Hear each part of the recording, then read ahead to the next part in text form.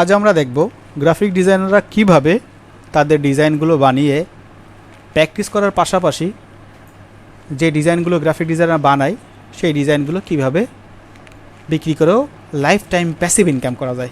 Income দুই প্রকার অনলাইনে, একটা হচ্ছে অ্যাক্টিভ ইনকাম, একটা প্যাসিভ ইনকাম। অ্যাক্টিভ মানে হচ্ছে কোনো একটা কাজ করে দিলে বায়ার আপনাকে যে টাকাটা দেয়, অর্থাৎ বায়ারের হয়ে যে কাজটা করেন, কাজ করলে পয়সা, না করলে পয়সা নেই, এটা বলে অ্যাক্টিভ ইনকাম। আর প্যাসিভ ইনকাম হচ্ছে এমন কিছু করে রাখলাম যেমন ধরেন গীতাঞ্জলি বানিয়ে রেখেছে, এখন গীতাঞ্জলি যতবার প্রিন্ট হয় সেখান থেকে একটা অংশ রবীন্দ্র পরিবার পেয়ে থাকে। এগুলো হচ্ছে প্যাসিভ ইনকাম, যতদিন এটা গীতাঞ্জলি তৈরি হবে ততদিন পেয়ে থাকবে, এটা প্যাসিভ। এটাকে আরেকটা বলে রয়্যালিটি ইনকাম, রয়্যালিটি মানে লাইফ টাইম। ওকে, এই একটা সুযোগ আছে গ্রাফিক ডিজাইনারদের, যারা গ্রাফিক ডিজাইন প্র্যাকটিস করতে করতে করতে করতে প্রচুর পরিমাণে রিসোর্স বানায়। এই রিসোর্সগুলো কি সে প্র্যাকটিস করেছে, এই রিসোর্সগুলো চাইলে সব অনলাইনে বিক্রি করে দিতে পারে। যতদিন পর্যন্ত এর চাহিদা থাকবে ততদিন পর্যন্ত এখান থেকে সে ইনকামের একটা কমিশন পেয়ে যাবে। প্যাসিভ ইনকাম কিন্তু এটা অ্যাক্টিভ, এর জন্য বায়ের কোনো চাপাচাপি নেই, তবে এটা ইনকামটা কিন্তু খুবই কম হয়ে থাকে, অল্প অল্প করে ইনকাম হয়ে থাকে। ওকে, এখন দেখি আমরা কীভাবে আপনার প্র্যাকটিস করা ডিজাইনগুলো অনলাইন মার্কেট প্লেসে লাইফ টাইমের জন্য বিক্রি করা যায়। হ্যাঁ, এরকম অসংখ্য সাইট আছে, স্টক সাইট বলা হয়, যে এর দ্বারা আপনি ছবি বিক্রি করতে পারবেন, ভিডিও বিক্রি করতে পারবেন, আবার আপনি আপনার অডিও রেকর্ডিং বিক্রি করতে পারবেন। এছাড়া আপনি আপনার ইলাস্ট্রেটরে তৈরি করা বা ফটোশপে তৈরি করা ফাইলও এখানে বিক্রি করতে পারবেন। এরকম অনেকগুলো সাইটের মধ্যে একটা রয়েছে ড্রিমস টাইম। আমার আগের ভিডিও ড্রিমস টাইম সম্বন্ধে ইনকামের যাবতীয় বিষয় দেখানো হয়েছে। এই দেখুন আমার এখানে জমা হয়ে আছে $56। ওকে, রিসেন্টলি বিক্রি হয়েছে আমার কোন ইমেজগুলো, এইটা $1.69 আমাকে দিয়েছে। এটা একবার না, যতবার আমার এই জিনিসটা বিক্রি হবে ততবার আমাকে এইখান থেকে সে আমাকে ডলার দিতে পারেন। এখানে রিসেন্টলি বিক্রি হয়েছিল, এবার দেখেন এটা আবার বিক্রি হয়েছে। ঠিক আছে, তাহলে একটা ইমেজ আমাকে যতবার বিক্রি হবে ততবার পর্যন্ত আমাকে সে দিতেই থাকবে, যতদিন মার্কেটের চাহিদা থাকবে। এটা চলে গেলো আমার ড্রিমস টাইমের একটা প্রোফাইল। একইভাবে আমি দেখেন শাটার স্টকে আমি ফাইল দিয়ে থাকি, শাটার স্টক দেবো, আপনি এভাবে আই করতে পারেন। একই ইমেজ একই কাজই আপনি এখানে জমা দিয়ে আই করতে পারেন। এটা ফটোশপ দিয়ে বানাইছে এডিট করে। আমি চলে গেলাম আমার শাটার স্টকে, দেখি শাটার স্টকে আমার কীভাবে ফাইলগুলো জমা দিয়ে আর্ন করতে পারি। আমরা এরকম প্র্যাকটিস ইমেজগুলো এরকম যত স্টক মার্কেট আছে, ভ্যালুয়েবল স্টক মার্কেট, সেই স্টক মার্কেট জমা দিয়ে লাইফ টাইম আই করতে পারি একই ইমেজ একাধিক সাইডে জমা দিয়ে।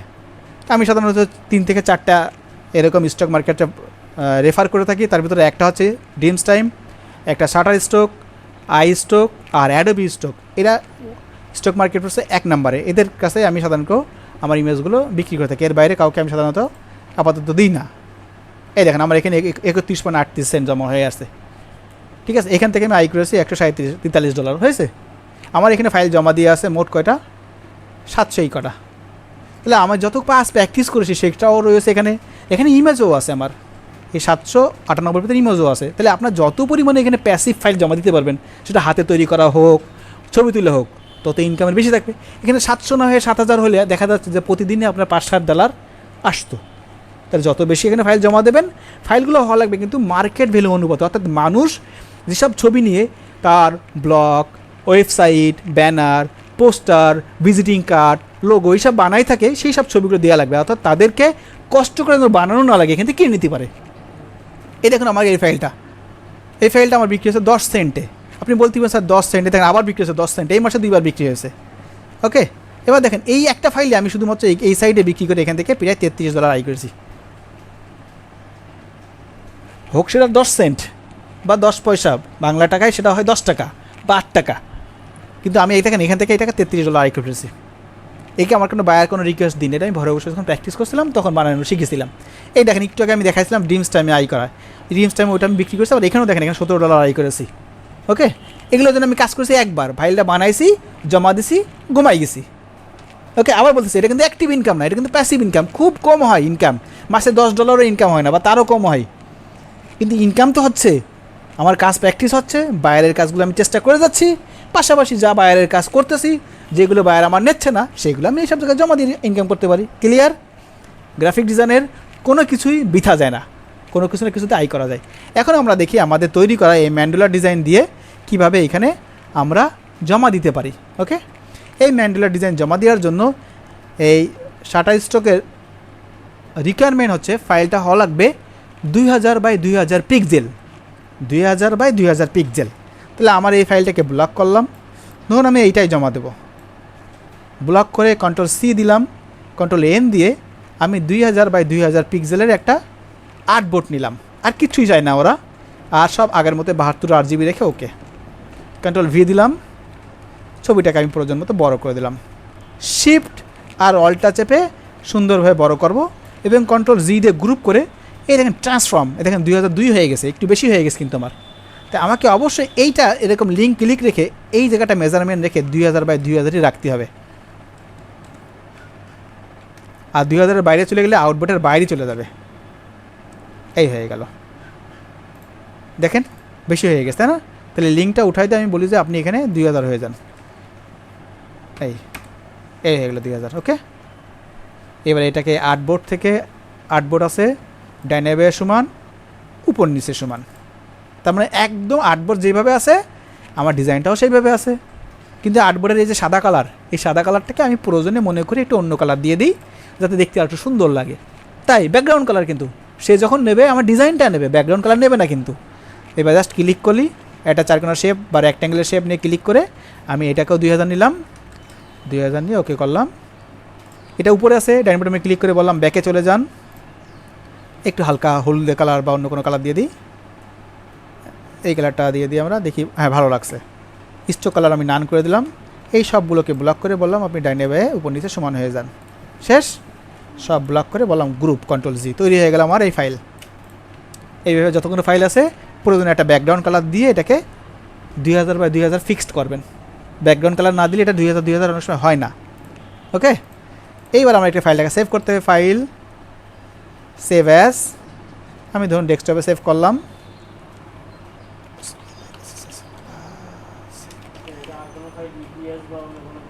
এখানে কোনো অন্য কোনো জেপিজি পিএনজি ফাইল লাগে না, এখানে শুধুমাত্র জমা দেবো হচ্ছে আমরা ইপিএস ফাইল।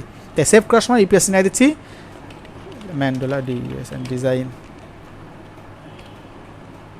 আমি এটা নাম দিলাম কালারফুল ফ্লোরাল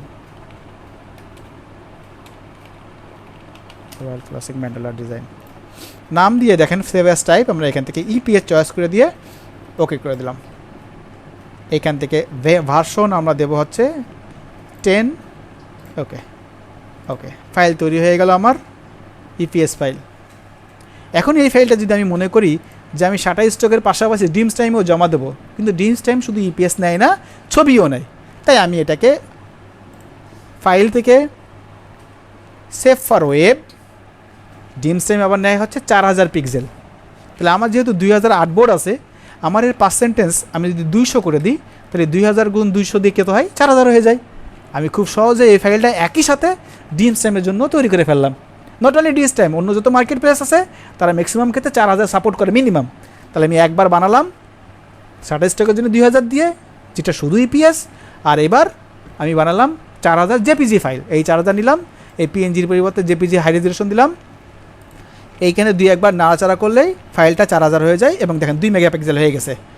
এবার সেভ করেন, ফাইলটা আমরা এই ডেস্কটপে রাখলাম, এই ম্যান্ডোলা নাম দিয়ে সেভ, একই ফাইল। তবে হ্যাঁ, এই ক্ষেত্রে কিন্তু আর্টবোর্ড 4000 লাগে না, লাগে জেপিজি ফাইলটা 4000। তাহলে আর্টবোর্ড আমার 2000 আছে অরিজিনালটা, তাহলে অরিজিনাল ফাইল যেভাবে থাকে থাক, সমস্যা নেই। এই শেষ, এটার কাজ শেষ, এখান থেকে বের হয়ে আসলাম। এই দেখুন, এইটা আমার ইপিএস ফাইল, যেটা ড্রিমস টাইমও সাপোর্ট করবে আবার শাটারস্টকও সাপোর্ট করবে, কিন্তু আছে 2000, কোনো সমস্যা নেই। আর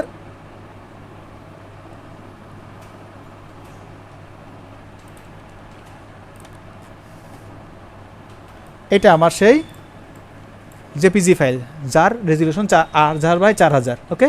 কিন্তু খেয়াল করেন এই নামটা আর এই নামটা একটু ডিফারেন্ট আছে, মাঝখানে হাইফেন আছে, শর্ত হচ্ছে নাম একই হওয়া লাগবে।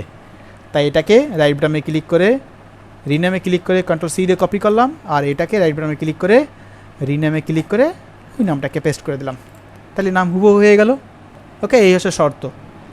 এবার আমরা শাটারস্টকে গেলাম, শাটারস্টক নেয় শুধু ইপিএস, এই আপলোড কন্টেন্টে গেলাম, এই আপলোড কন্টেন্ট যদি এখানে না পাই, আমরা পাবো হচ্ছে এই ফটো এর ভিতরে এখানে আপলোড, এখানে যে এই দেখেন বলেছে ইমেজ মাস্ট বি ইপিএস, অর্থাৎ ইপিএস দেবেন, জেপিজি দেবেন, যদি ছবি দেন তা জেপিজি দেবেন, ভিডিও দিলে দেওয়া লাগবে এমওভি আর MP4 ফরম্যাট। ওকে, তাহলে আমি দেবো কি ইপিএস ফাইল, তাই ইপিএস এই ফাইল দিলাম ডেস্কটপ থেকে। আমরা শুধু এইটা চিনাই দেবো, শাটারস্টক এটা নেয় না বলে আমি এটা দেবো না, দিয়ে ওকে করে দিলাম।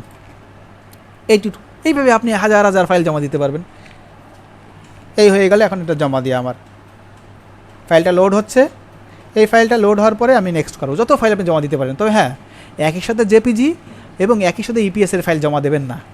যদি মনে করেন আমি ছবি জমা দেবো, তাহলে ছবি এবং ইলাস্ট্রেটর ফাইল একসাথে জমা দেবেন না। ছবিগুলো দেওয়া শেষ হয়ে গেলে তারপরে ইলাস্ট্রেটরগুলো দেবেন, ভিডিও দেওয়া মানে প্রত্যেকটা পার্ট আলাদা আলাদা দেবেন। এই নেক্সটে গেলাম।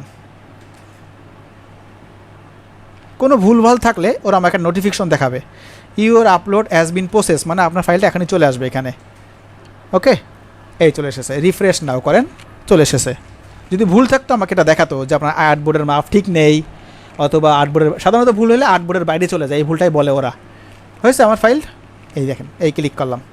এখন প্রশ্ন হচ্ছে এইখানে যে আমি নামটা দিলাম, একটা ফাইল তো মানুষ কেনার সময় কী হিসেবে কেনে, বিভিন্ন নামে কেনে না? এই দেখেন ম্যান্ডেলা, ফলোয়ার, অর্নামেন্ট, ইন্ডিয়ান, ইয়েতিক, এগুলো হচ্ছে নাম। এই নামগুলোর এগেনস্টে তো মানুষ ফাইল খোঁজে, এগুলো সেই নাম। আপনাকে এই নামগুলো কিন্তু রিসার্চ করে করে বের করতে হবে। এবার আমার মনে করেন এই যে নামটা ছিল না, আমি এই নামটাকে Ctrl+C দিয়ে কপি করে এই ডিসক্রিপশনে দিয়ে দিলাম। সর্বনিম্ন 5টা ওয়ার্ড দেওয়া লাগবে আপনাকে ডিসক্রিপশনের। ওকে, এই জন্য আপনাকে যত বেশি রিসার্চ করবেন নাম এবং কিওয়ার্ড, এর উপরে কিওয়ার্ড বলে, খুব সহজে বের করতে পারবেন। এবার আমি এই ক্যাটাগরিটা কী হয়, এটা একটা ব্যাকগ্রাউন্ড হিসেবে মানুষ ব্যবহার করতে পারে না? তাই ক্যাটাগরি হবে ব্যাকগ্রাউন্ড। দ্বিতীয় ক্যাটাগরি হিসেবে কী হতে পারে, এটা একটা, এই যে ক্যাটাগরি আপনাকে নিজে থেকে বের করতে হবে কী হিসেবে ব্যবহার করতে পারে মানুষ। এটা আমি সাইন অ্যান্ড স্যাম্পল দিলাম। কেন দিলাম?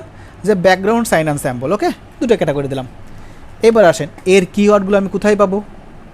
এর কিওয়ার্ডগুলো পাওয়ার জন্য চলে যাব ইলাস্ট্রেটর, শাটারস্টকে চলে যাব আমরা। এই কিওয়ার্ড টুল খুব ইম্পর্টেন্ট একটা টুল। আপনার ছবিটা ওরা সার্চ করে আপনার ছবির মতো অনেক ছবি সে এখানে দেখাচ্ছে, কাছাকাছি ছবি দেখাচ্ছে। ধরুন আমি এই ছবিটা নিলাম, এরকম 3টা ছবি চয়েস করলেও আপনাকে অনেক কিওয়ার্ড এখানে দিয়ে দেবে। 2টা,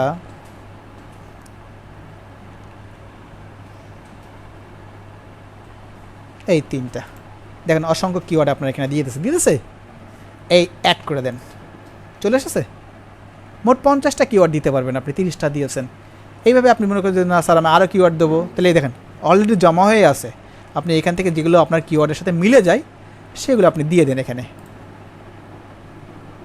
ওকে, এই কিওয়ার্ড সম্বন্ধে আপনাকে রিসার্চ করতে হবে, প্রচুর পরিমাণে রিসার্চ করতে হবে। যে কাজ করবেন সেই কাজে প্রচুর পরিমাণে সময় দেওয়া লাগবে। তারপরে যে আপনার এটা একটা সময় আপনি এখান থেকে কিছু ইনকাম করতে পারবেন। হলো, শেষ, এই হয়ে গেল। আর দিলাম না, এগুলো ঠিক আছে। এই আমি 44টা দিলাম। এই যে 44টা কিওয়ার্ড দিলাম আমি কোন স্টক সাইডে দিলাম? শাটারস্টকে না? এখন এই কিওয়ার্ড দিয়েই কি আমি ড্রিমস্ট্যামে ফাইল দেবো না? কোনো সমস্যা নেই। এই পয়েন্টে ক্লিক করে এই দেখেন কপি কিওয়ার্ড আছে, এইবার আমি এই অ্যাটাচ করে দিলাম। এই দেখেন আমার কিওয়ার্ডগুলো 44টা চলে এসেছে। সাবমিট করে দিলাম, সাবমিট হয়ে গেল। এখানে কাজ শেষ। ফাইলটা কোথায় জমা হয়েছে? পেন্ডিংয়ে। এই পেন্ডিংয়ে চলে আসলো। কিছুক্ষণ পরেই যদি নতুন হয়ে থাকেন তাহলে 1 দিন বা 2 দিনের ভিতরে জানাই দেবে যে আপনারা এটা রিসিভ করেছে কিনা। ওকে, রিভিউতে জানাই দেবে, এই রিভিউতে। ওকে, ভুলভাল ফাইল দেখা দেবে। তো অবশ্যই শুরুতে 10টার নিচে কেউ ফাইল দেবেন না। $35 হলে আপনি পেএনআর কার্ডের মাধ্যমে টাকাটা নিতে পারবেন, ব্যাংকের মাধ্যমে না, কিন্তু কার্ডের মাধ্যমে। ওকে, অনলাইনে টাকা ইনকাম করলে সে টাকা আনা যায় অনেক পদ্ধতির মাধ্যমে। টাকা আনা ব্যাপার না, ইনকাম করাটাই ব্যাপার। টাকা আনা নিয়ে চিন্তা করেন না। যদি ভালো সঠিক পথে আপনি আয় করেন, এই টাকা ব্যাংক হোক, বিকাশ হোক, কার্ড হোক, অসংখ্য পদ্ধতির মাধ্যমে টাকা আনা যায় অনলাইনে। ওকে, আবার দেখা হবে নতুন কোনো ভিডিওতে।